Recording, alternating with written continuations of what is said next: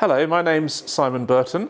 My job title is Clerk of the Parliaments in the House of Lords, and that means I'm the Chief Executive. I'm responsible for four particular things. Firstly, I am the Chief Procedural Advisor to the House of Lords, so I advise the Lords themselves, the members of the House of Lords, on how they go about doing their business in the Chamber and in their committees.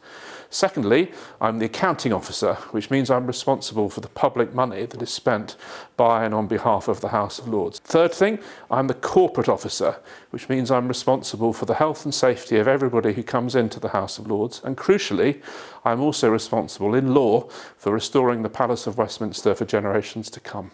Finally, the fourth thing I do, I'm the employer. I employ all the wonderful and professional staff who work here in the House of Lords to support the House at its work.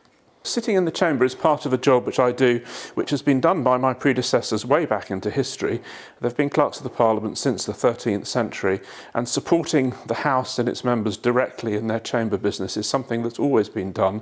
So in the Chamber, I will advise members discreetly on what they might do to move things forward, to advance debate, and to let everybody have their say. In a House that's self-regulating, it's very important that everybody gets their say, and it's the job of the clerks to help the members do that.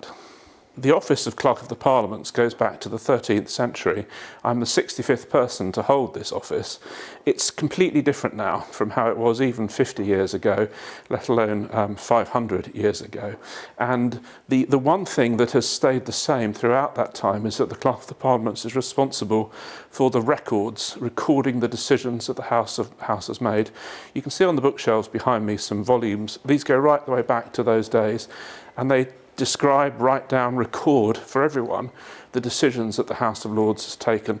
It is my job to certify a law when it's passed by the House of Lords and the House of Commons and it's received the royal assent from the King. At that point, it is my job to certify that it is correctly printed and published, and that is a very important part of the job that's been around for many years.